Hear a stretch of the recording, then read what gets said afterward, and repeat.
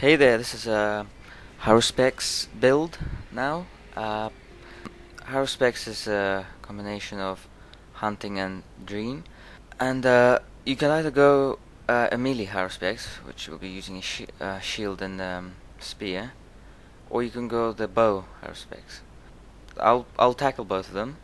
Let's go the spear one first. I'll be going from left to right here, on the skill trees.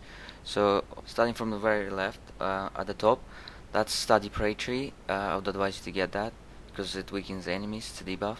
I wouldn't advise going taking the entrapment though, because it's a good skill in the first act of normal difficulty, but other than that, it's not very good. Then Call of the Hunt is quite advisable. Marksmanship Tree you ignore as a spear Haruspex, okay? You'll get that as a bow, but as a spear you ignore it. Takedown is a good skill. I would definitely. I mean, you don't have to get it because quite a lot of people say it's weak, but I personally quite like it because it's a charging skill first of all, so it gets right into the tackles the enemies really quickly, and it also does like a health reduction, which is pretty good. But its synergy eviscerate is not that good. I ignore the gouge as well because its bleeding that it does is quite weak, but the volley is pretty good because it causes you to attack 3 times really fast. Art of the Hunt is a good buff. Generally, as a hunter, you'd always go for it. Although the very top synergy, I only put 1 point in it because you don't need to get that much of its movement speed unless you really want to. And finally, on the very right hand side, at the top, that's Monster Lure. I don't think you really need it with a spear. Haruspex that much, but the Herbal Remedy is very good. There's always at least 1 point has to always go into that skill whenever no matter what class you play, because it gives you a very long-term poison resistance. It's very useful against poison dealing bosses. And finally, Woodlaw, once again, one of the must skills for all hunters. Increases your defensive ability and attack speed. And now I'll go to Dream for Spear Haruspex. Again, from left to right. On left, the trances. Convalescence generally is considered the best one for survival, but you can try any one of them if you want. Trance of Wrath is quite good for lowering enemy resistances, and Empathy is good for reflection builds which reflect the damage. But just know that when you reflect the damage, you still take in all the damage, but then some portion of it gets reflected after you've taken it. And then the Lucid Dream tree, that's a really good one as well. Usually as a dream character you'd always go for it. Nightmare, I ran out of skill points here, but if you have spare skill points you can go for him if you want to. His Confusion Gate is quite useful with 1 point. Sands of Sleep I don't usually go for because it's pretty much just like temporarily gets one of the enemies to start sleeping.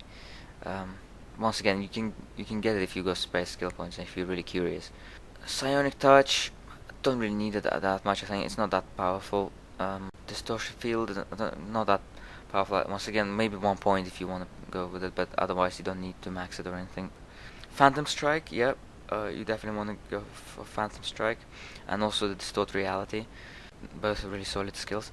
Distortion Wave, if you got any spare skill points, but generally you've got Phantom Strike and Distort Reality already, and they're more powerful. So Distortion Wave is quite really good early on. So if you want, sort of in the beginning, to just kill everyone quickly, you use Distortion Wave, and then you can change the skill points.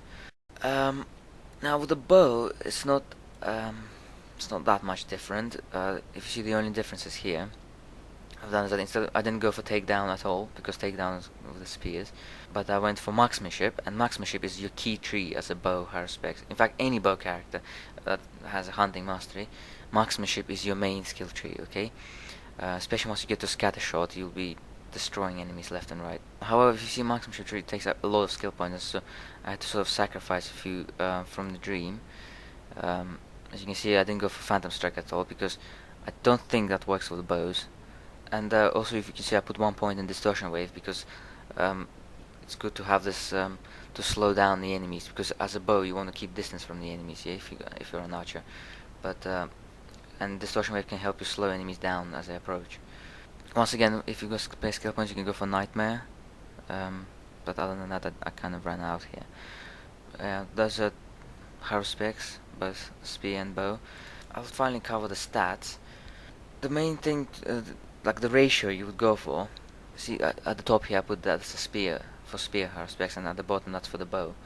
You don't need to go for intelligence at all, unless you actually want to utilize elemental damage, which you're not likely to as a Haruspex. Now, as a spear Haruspex, you probably go for a ratio of 2 to 1, strength versus dexterity, so more into strength than dexterity. But as a bow, you probably keep them around equal, so it will be more of a closer to 1 to 1 ratio. So I hope this covers it all.